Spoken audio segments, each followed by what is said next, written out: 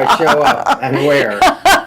Well, first of all, the website to get more information is flashforwardhollywood.com, and that gives you the information on the upcoming program, the Flash Forward program, the month-long program. And the program itself starts October 22nd and 23rd, and it's 4 Thursday evenings, 2 of which are with your team and 2 of which are back in the classroom again. And it will be taking place here in Burbank.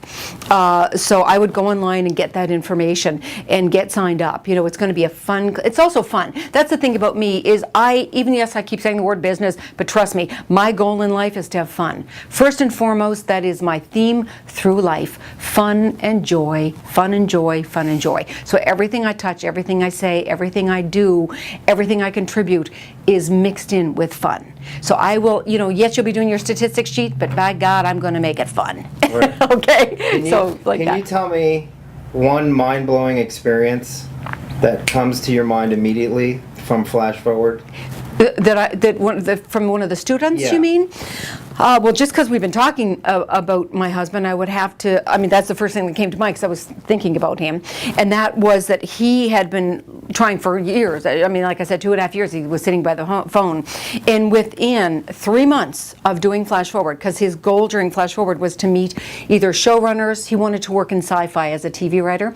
It was either to meet showrunners or co-execs or story, editor, people involved in that world at that level, or, supervising producers, anyone in that world of sci-fi at the time. This was many years ago. And so his goal was to have 10 meetings during that month. And he never made it past the third one because he ended up getting it took about a month of the meetings were going to be spread out. He never made it past the third meeting because he ended up getting a job to write a screenplay for what was called the Highlander TV series, which was a great series back then. They loved it. They hired him again. They loved it like back to back. They loved it, hiring him again back to back. And that next season he was on staff, and the rest is history. He's been on staff now for, that would be 16 years ago, right? Yeah, 16 years on staff. It's been with Sci-Fi. The whole time he's been with Sci-Fi. Wow. Various forms of hour-long Sci-Fi. But that was, I think, pretty record timing. And I've had other examples that are even faster. A woman came out here, nothing for 6 years. She was very big in New York, very big actress. Came out here and for 5 years wondered why wasn't happening. Why isn't it happening? Well, sorry, but you've got to create relationships and do all the business stuff that I talked about. Within, I think it was less than 3 months in her case, she was, I think it was the third or fourth lead in a major motion picture, and I'm trying to remember the name. It was with Brendan Fraser. I remember that much. Something monkey or monkey something. George of the Jungle? No, it was something about monkey. Anyways, it was a long... Monkey Bone. Monkey Bone. I don't know. Whatever it was that Brendan Fraser. She literally, but she set it up and she had no agent. And I remember calling her 2 years later saying, wow, wasn't your goal to get an agent? She said, oh my God, I still haven't had time. She worked constant. The casting director on that one was then doing a TV show, who put her on the TV show, and then she went from that to another feature. It never stopped. And I remember being in touch with her, like I said, 2 years later, and she said, oh God, right, I still haven't had time to call to get an agent. I've been busy working. It was constant. I wish I could remember her name. She was a doll. But she was just so, hey, why isn't this happening? Well, guess what? You've got to be a business person. And she went, oh man, she would take the creative directory, not the creative director, the Hollywood Reporter. She would circle all the, the movies that we're shooting. She would call them, in pre-production, get to know people, get to know the assistants, she created more relationships, I think, in that month than anybody in that entire year of Flash Forward.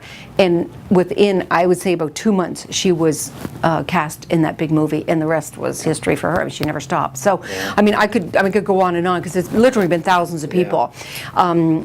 So do you think that when people make because what's to say? We'll pause it for a second, then start it again? Already did. Oh, okay. Yeah. So we'll roll it now? Yeah. Oh, okay. It's rolling. Okay. So if I said to you, well, I could do all that stuff and circle and call without paying $445. Yeah. Yeah, if you've got those business tools, if you truly do feel like an entrepreneur, like you are already kind of taken that on, that you are the president and CEO of your company, then maybe I would say don't bother. But here's the other thing.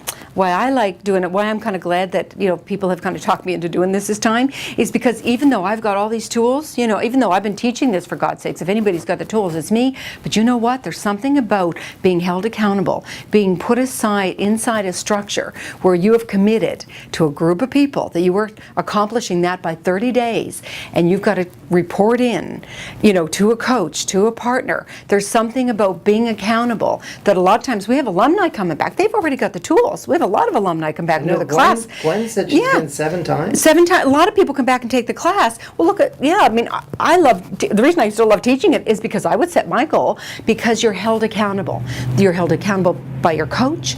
A lot of times your mentor is asking what's going on. You've got a partner that you're in touch with every day. You've made it public, what your goal is. You've got a team that you're responsible to. You're holding yourself accountable. In other words, your ass is nailed to the wall. You know what I mean? It's not a secret anymore. It's not a secret. So there's something about doing that even if you've already got the skills and feel that you're an entrepreneur, even that, with me sometimes, I still would rather go to a movie than make one. You know what I mean? It's kind of like really scary when you put your ass on the line and say, I'm raising $5 million to make the movie. Holy God, holy shit. That's scary. We want to go and hide out. But there's something about making that public and being inside that group where you have to keep your word, where you've got a timeline, where you've got people checking in on you. There's something about that accountability and that accountability partner and team that all of a sudden has things happen where they very likely might not have happened, or maybe taken longer to happen on your own.